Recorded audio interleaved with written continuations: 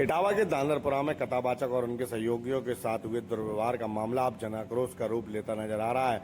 इस प्रकरण को लेकर आम जनमानस में नाराजगी गहराती जा रही है। सामाजिक संगठनों में भी मोर्चा खोलते हुए विरोध प्रदर्शन शुरू कर दिया है। बुधवार को यादव महासभा और सपा छात्र सभा मैनपुरी ने कलेक्ट्रेट पहुंचकर दोपहर 12 बजे ज्ञापन सौंपे। शेष आरोपियों की गिरफ्तारी की मांग करते हुए कथावाचक एवं उनके सहयोगियों के साथ ब्राह्मण समाज के लोगों द्वारा की गई घटना को उन्होंने इंसानियत को शर्मसार कर देने वाली घटना बताया।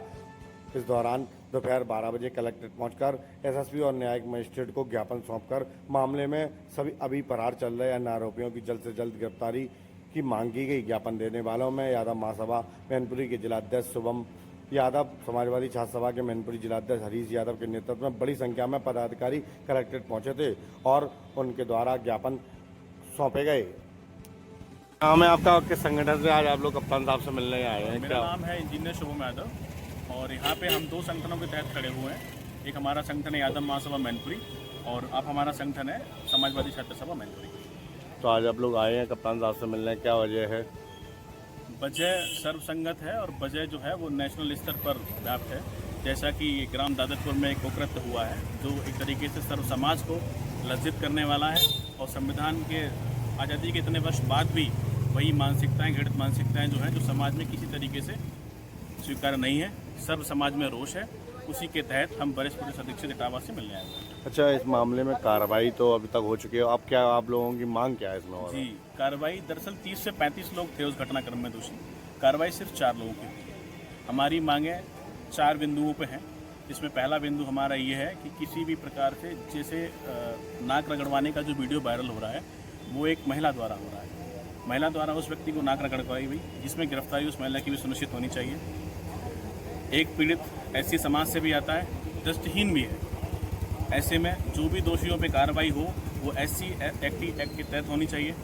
तीसरी हमारी मांग ये भी है कि देखा जा रहा है कि जब से देखा गया है कि सर्व समाज जागरूक हो गया है कल से, तब से अन्य भ्रांति की भ्रांतियाँ फैलाई जा रही हैं कि वो उसने छेड़खानी की है, उसने ये किया है। अगर ऐसा ही किया था तो उससे कथा क्यों कराई गई? और चौथा जो ये बोला जा रहा है जाति छुपाई गई है, हम और आप ये सब समाज जानता है कि जब भी हम किसी ब्यास को लेके आते हैं तो उसकी पूरी खोजबीन करके ही उसको पैसे देते हैं और तब उसको अपने यहाँ लेके आते हैं। तो हमारी वरिष्ठ पुलिस अधीक्षक जी से मांग ये है कि जो भी सभी हमारी मांगें पूरी हों और जो सिर्फ हमारी और आपकी मांगें नहीं है, सब समाज की मांग है। अच्छा, मामले में ये भी अब तक सामने देखा गया है, आप लोगों ने मांग अपनी रखी है, ठीक है। लोगों का कहना है कि वो फर्जी तरीके से आधार कार्ड मतलब जो था बनाया धोखा या इस तरह, इस पे क्या कहेंगे आप? इस पे मेरा पक्ष यही है कि जब भी आप किसी यजमान को लेके आते हैं तो उसकी पूरी जानकारी होती है। जैसे वो ये कह रहे हैं कि फर्जी आधार कार्ड है, तो पीड़ित का भी तो ये कहना है कि आधार कार्ड इनके द्वारा बनाए गए। जन सेवा केंद्रों पे 100 रुपये में आसानी से आधार कार्ड उपलब्ध है।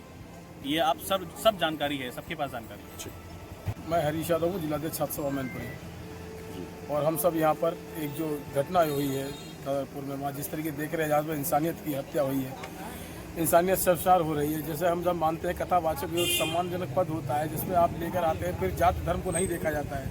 अगर कथा एक सार्वजनिक प्रोग्राम है और धार्मिक कार्यक्रम है, धर्म में किसी भी प्रकार में इंसानियत को बचाने की बात होती है। उद्देश्य ऐसे होते हैं जिसमें धर्म को जगाया जाता है या लोगों को जगाया जाता है। लेकिन यहाँ पर किसी जाति विशेषज्ञ को आप टिप्पणी करते हुए उन पर अगर इस प्रकार की घटना करते हैं तो आप इंसानियत को मार रहे हैं। इसमें यादव होना अगर जुर्म होता है तो मैं इस बात को कहता हूँ, ब्राह्मणों ने अगर अगर कथा करवाई थी तो इसमें कहाँ इसमें संविधान में लिखा है? आज भी मनुस्मृति सोच के लोग ऐसे हैं जो संविधान को नहीं मानते। इतने आज़ादी के वर्ष बाद भी जो भाई ने बताया कि अगर आज भी कथावाचक किसी धर्म का नहीं हो सकता, ये इसमें कहीं संविधान में नहीं लिखा है और ना उसमें कहीं लिखा है।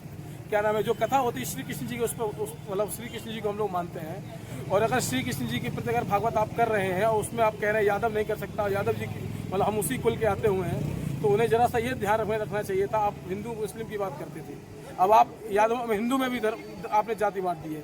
तो ये साफ साफ दर्शाता है कि आपकी मानसिकता किस रूप से और ये आपने जो घटना की कितना निंदनीय है। आप लोग अब क्या मांग है आपके आगे? आप आज कप्तान साहब से मिलने इटावा आए हैं। हमारी मांग बस यही है कि जो उनके प्रति कार्रवाई हुई है उसमें महिला जो भी मतलब फरार है उसकी भी गिरफ्तारी हो, कि उसने नाक रगड़वाने जैसी ये मतलब घोर निंदनीय